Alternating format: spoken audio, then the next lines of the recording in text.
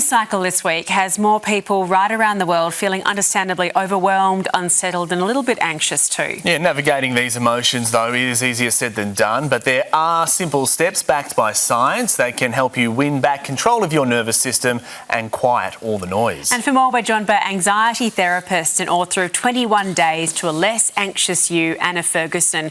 You've got a calming presence, Anna. I'm already feeling it right now. I mean, we work in the news, and looking at these pictures every day, it is really overwhelming. You know, even when you see them all the time, and you've covered events like this before. So for people at home, it's a lot. What do you do if it's getting too much and you need a bit of help? Yeah, absolutely. And first and foremost, to say that it makes sense that we're all feeling a little bit anxious at this point.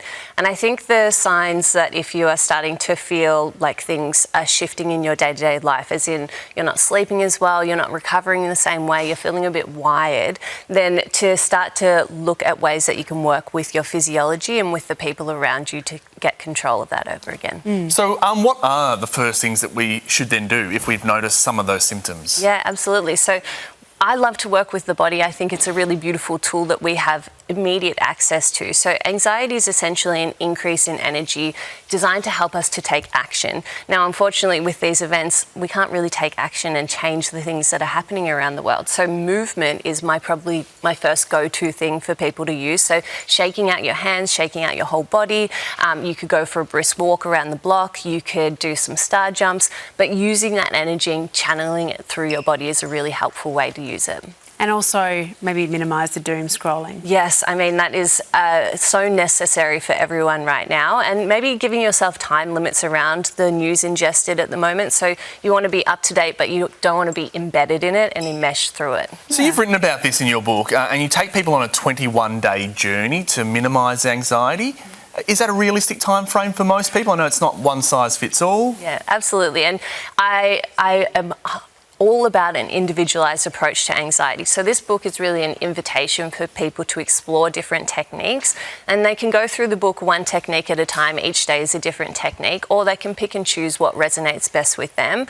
But really this is a jumping board for them to find what works for them and then move forward to integrate that into their daily life in a more meaningful way for themselves. Can you give us a quick perhaps lesson now? You feel the anxiety rising, whatever the situation might be.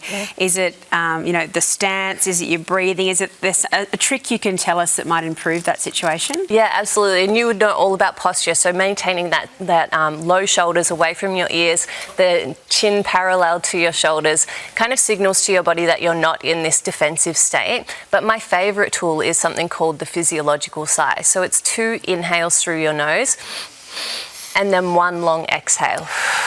And this is probably the fastest, most scientifically backed way to downregulate your nervous system. And you actually feel your shoulders drop. You can feel it all just like, unwinding in the back of the neck. We should do that when Sally's doing the news bulletin, when all the bad stuff comes on. That won't be annoying at all for Sal. That's amazing, Anna. And it's just taking those steps, isn't it? Acknowledging those signs and taking that first step to living a calmer and more relaxed life. Thank you so much. Thank you for having me. Thanks for your time this morning.